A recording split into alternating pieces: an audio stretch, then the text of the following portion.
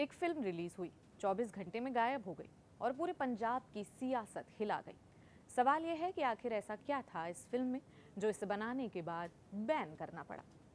3 जुलाई को दिलजीत दोसांझ की film Sutlej release हुई, लेकिन रिलीज के महज 24 घंटे के भीतर ही ये फिल्म ओटीटी से गायब हो गई। वजह, ये कोई काल्पनिक कहानी नहीं बल्कि पंजाब के चर्चित मानवाधिकार कार्यकर्ता जसवंत सिंह खालरा के असली मामले पर बनी थी। कुछ दिनों बाद इसे अंतर्राष्ट्रीय दर्शकों के लिए उपलब्ध प्लेटफॉर्म से भी हटा दिया गया और इसके बाद पंजाब की सियासत में आरोप प्रत्यारोप का दौर शुरू हो गया। विपक्ष का आरोप है कि सरकार इस मुद्दे पर चुप्पी साधे बैठी है, जबकि आम आदमी पार्टी इसे राजनीतिक रंग देने का आरोप विपक्ष पर लगा रही। दिलचस्प बात यह है कि विवाद शुरू होने से ठीक पहले मुख्यमंत्री भगवंत मान बेंगलुरु के एक निजी वेलनेस सेंटर चले गए और पिछले कई दिनों से राज्य से बाहर हैं। ऐसे में इस पूरे विवाद का राजनीतिक जवाब उनकी पार्टी नेता ही दे रही हैं।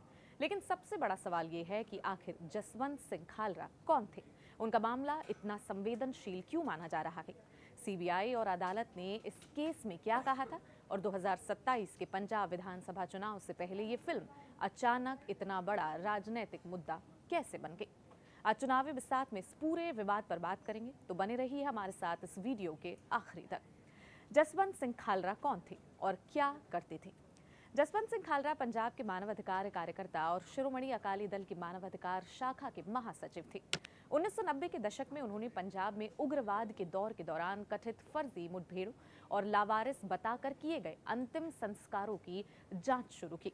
नगर निगम और शमशान घाटों के रिकॉर्ड खंगालकर उन्होंने खुलासा किया कि बड़ी संख्या में लोगों का बिना पहचान और बिना कानूनी प्रक्रिया के अंतिम संस्कार किया गया। 6 सितंबर 1995 को अमृतसर स्थित उनके घर के बाहर से उनका कथित तौर पर पुलिस ने अपहरण कर लिया, जिसके बाद वो कभी वापस नहीं लौटे।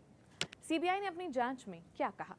सुप्रीम कोर्ट के आदेश पर सीबीआई ने जांच की। 1956 में अदालत में पेश अपनी रिपोर्ट में सीबीआई ने अमृतसर जिले में 2097 कथित अवैध अंतिम संस्कारों की जांच का ब्यौरा दिया। रिपोर्ट के मुताबिक 585 शवों की पूरी पहचान हुई, 274 की आंशिक पहचान हुई, जबकि 1238 शवों की पहचान नहीं हो पाई।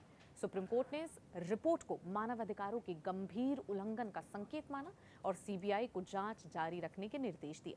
बाद में 1998 में सीबीआई की जांच के दौरान एक पुलिस गवाह ने बयान दिया कि खालरा की हिरासत में हत्या कर उनका शव हिरके के पास नहर में फेंक दिया गया। कोर्ट का फैसला क्या रहा? कितने लोगों को सजा हुई? 15 नवंबर 1995 को सुप्रीम कोर्ट ने खालरा के अपहरण और पंजाब में कथित गैर कानूनी अंतिम संस्कारों की जांच सीबीआई को सौंपते हुए कहा था, कोर्ट प्रेस नोट में दिए गए तथ्यों से आंख नहीं मूंद सकती। अगर इनमें से कुछ भी सच है तो ये मानवाधिकारों के उल्लंघन की एक भयावह कहानी होगी। 12 सितंबर 1996 को सीबीआई की रिपोर्ट पर सुनवाई के दौरान सुप्रीम कोर्ट ने कहा कि ये रिपोर्ट अपने आप में स्पष्ट है और खुद सब कुछ बयां करती है। अदालत ने माना कि ये रिपोर्ट मानवाधिकारों की बड़े पैमाने पर और गंभीर उल्लंघन की ओर इशारा करती है। इसके बाद कोर्ट ने सीबीआई को जांच जारी रखने, नियमित स्टेटस रिपोर्ट दाखिल करने और मामले को राष्ट्रीय मानवाधिकार आयोग यानी कि एनएचआरसी को भेजने का निर्देश दिया, ताकि पीड़ित परिवारों को मुआवजा देने की प्रक्रिया शुरू हो सके। 2011 में सुप्रीम कोर्ट ने पंजाब पुलिस के 5 कर्मी, जिनमें तत्कालीन डीएसपी जसबीर सिंह रोड़े भी शामिल थे, को खालरा के अपहरण और हत्या के मामले में उम्र कैद की सजा बरकरार रखी। अदालत ने माना कि खालरा का अपहरण पुलिस हिरासत में हुआ था और उनकी हत्या की गई थी। उनके शव का आज तक पता नहीं चल पाया। अब बात पंजाब की सियासत की कि आखिर इतना बवाल क्यों मचा हुआ है। इस फिल्म को लेकर पंजाब की राजनीति इन दिनों अपने चरम पर है। अकाली दल इसका राजनीतिक फायदा उठाना चाहती है तो कांग्रेस इसे बीजेपी की साजिश बता रही। कांग्रेस का आरोप है कि फिल्म को राज्य में होने वाले चुनाव से पहले रिलीज किया गया और फिर उस पर रोक लगा दी गई। आखिर क्यों? वही आम आदमी पार्टी इस मुद्दे पर बीच में फंसी नजर आ रही। ना वो इसका खुलकर विरोध कर सकती है और ना ही खुलकर समर्थन। आम आदमी पार्टी का रुख आखिर है क्या? मुख्यमंत्री भगवंत मान ने इस पूरे मामले पर अब तक कुछ नहीं कहा है, लेकिन उनकी पार्टी ने अपना स्टैंड साफ कर दिया। पंजाब आम आदमी पार्टी अध्यक्ष अमन अरोड़ा ने कहा कि राज्य सरकार सतलुज की प्राइवेट स्क्रीनिंग का विरोध नहीं करेगी और फिल्म को दिखाने का फैसला केंद्र सरकार का है। खाला मर्डर केस के दोषियों की समय से पहले रिहाई पर सवाल उठने के बाद मान के ओएसडी बलतेज पन्नू ने भी प्रेस कॉन्फ्रेंस की और कहा कि मान सरकार ने दोषियों की रिहाई से जुड़ी किसी भी फाइल पर दस्तखत नहीं किए हैं। उन्होंने इसकी जिम्मेदारी पिछली सरकारों पर डालने की कोशिश की। आम आदमी पार्टी का कहना है कि ऐसे मामलों में सजा में छूट तय कानूनी और प्रशासनिक प्रक्रियाओं के तहत ही की जाती है, जबकि विपक्ष पर आरोप लगाया गया कि वो मौजूदा सरकार को निशाना बनाने के लिए तथ्यों को चुन चुनकर पेश कर रहा। अब विपक्ष का हमला आपको समझा देते हैं। अकाली दल ने पंजाब में उग्रवाद के तौर पर फिर से शुरू हुई चर्चा का फायदा उठाने के लिए गांव में फिल्म की स्क्रीनिंग आयोजित की। अकाली दल अध्यक्ष सुखबीर सिंह बादल ने कहा कि वो खुद राज्य भर के गांव में इस बायोपिक की स्क्रीनिंग करवाएंगे। कांग्रेस ने फिल्म की रिलीज के समय पर सवाल उठाते हुए कहा, ये सोची समझी रणनीति के तहत चुनाव से पहले रिलीज की गई। विधानसभा में विपक्ष के नेता प्रताप सिंह बाजवा ने कहा, जिन लोगों ने ये फिल्म बनाई उन्होंने इसे बैन भी कर दिया, फिर इसे ओटीटी पर रिलीज किया और अब फिर से बैन कर दिया। आखिर में समझिए कि आम आदमी पार्टी ने इस विवाद से दूरी क्यों बना ली है।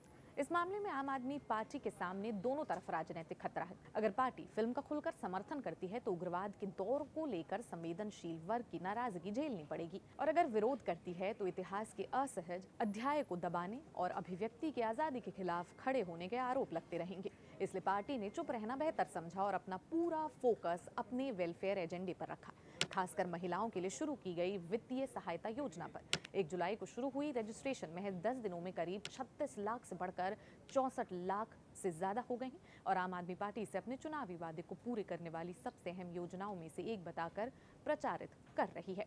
पार्टी सांसद और प्रवक्ता मालविंदर सिंह कंग ने भी मुख्यमंत्री भगवंत मान के रुख का बचाव करते हुए कहा, मुख्यमंत्री राज से बाहर है, लेकिन पार्टी जो भी कर रही है वो उनका पक्ष है। हम लगातार कह रहे हैं कि कांग्रेस और शिरोमणि अकाली दल की असलियत जनता के सामने आ गई है। आपको ये रिपोर्ट कैसी लगी हमें कमेंट सेक्शन में जरूर बताएं। चैनल को सब्सक्राइब करना बिल्कुल ना भूलें। जहां नेता चले चालें और वोटर करे हिसाब, हर सीट पर तगड़ी जंग, हर गली में हंगामा, कुर्सी के खेल में छुपा है बड़ा ड्रामा।